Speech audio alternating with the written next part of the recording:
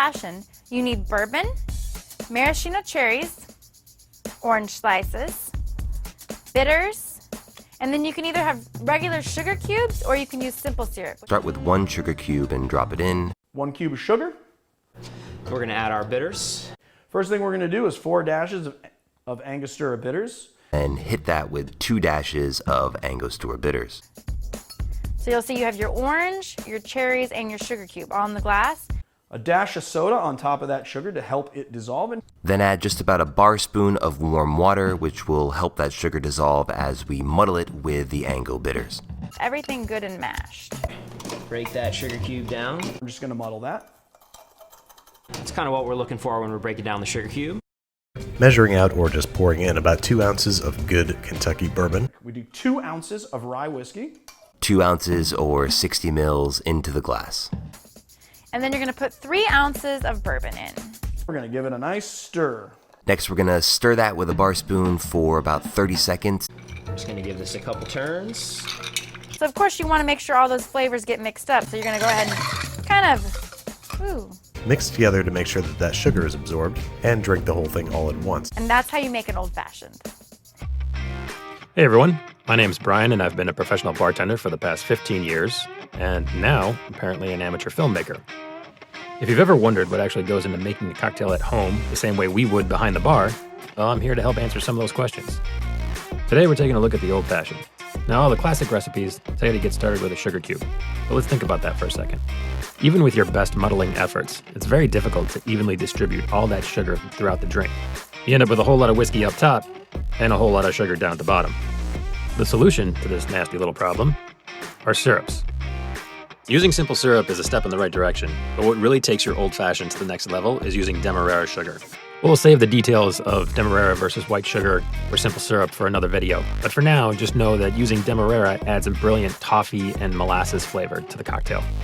And most importantly, allows you to evenly distribute this flavor throughout the entirety of the drink from top to bottom. All right, so let's get started. Begin with a bar spoon or 1/4 ounce of Demerara. Add in 2 to 3 dashes of Angostura bitters. Grab 2 ounces of your favorite bourbon. I'm a fan of Elijah Craig for this one.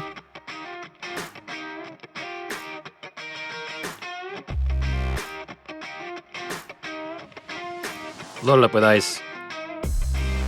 And give it a stir for about 15 to 20 seconds.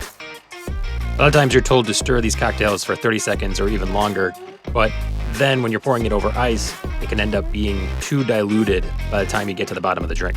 Holding back on your stirring and keeping it at 15 to 20 seconds leaves room for the drink to continually dilute as it sits over the ice. Grab your strainer, that's specifically called a julep strainer. Grab a large clear rock, and pour it straight over. For a garnish, we're going to be using an orange. Grab a vegetable peeler and break off a large, wide swath of orange. Hold it over the glass with the skin side down and the pith of the orange facing up towards you, and give it a fold to express those orange oils over the top of the drink.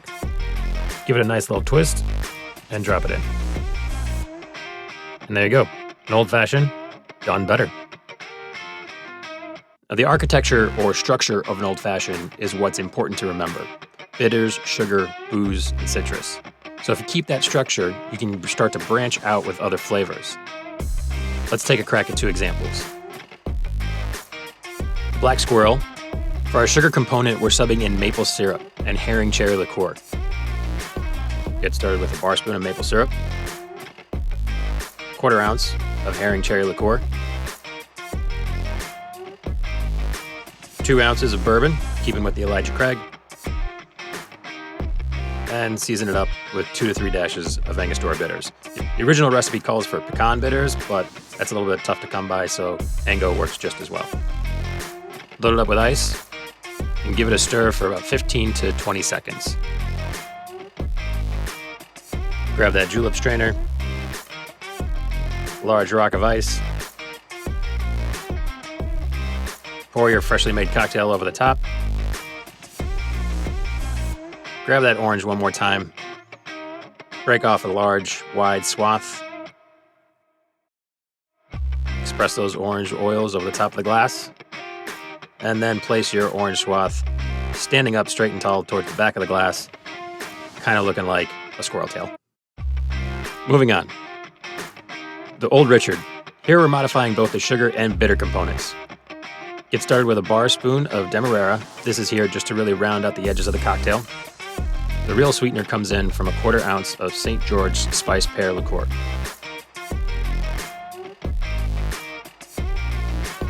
Next, toss in 2 to 3 dashes of Spanish bitters, which is a fantastic bitters that really features chamomile and burnt citrus. Grab 2 ounces of George Dickel rye whiskey. I would definitely recommend sticking with rye over bourbon for this particular cocktail. The spiciness that comes with rye just plays much better against the St. George Spice Pear and the Spanish bitters. Ice it up and give it a stir for 15 to 20 seconds. Grab a large rock of ice and pour it straight over. For a garnish this time, we're grabbing a lemon, and really accentuates the flavors of the St. George Spice Pear Liqueur. Break off a swath, express the oils over the top, give it a twist, and drop it right in. There you have it, Old Richard. All right, how was that? Is that good? All right, we're all set?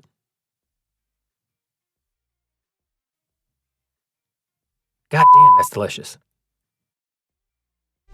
Guys, thank you so much for watching the video. I know we poked a little fun at some of the other YouTubers that are out there showing you how to make an old-fashioned. The truth is, they're a big inspiration for me to start this channel and begin a little bit of this process. So links to their channels are down in the description. Go check them out. They're all worth a watch, and they do amazing stuff. Secondly, jump over to the comments. Let me know what you think of this cocktail. Let me know how you've made an old-fashioned in the past. And most importantly, let me know what else you'd like to see on here. We're going to be doing a whole video series that covers all the classics and also delves into some of the weirder corners of the cocktail world. But everybody's going to be drinking a little bit more at home these days, and so we want to make sure that you're doing it as best as possible. And guys, if you like the content that we're producing here, you know the drill. Make sure you hit the thumbs up, hit the subscribe button, hit the bell icon so you can be notified next time that we produce a video. We'd really appreciate it. Thanks a lot for watching.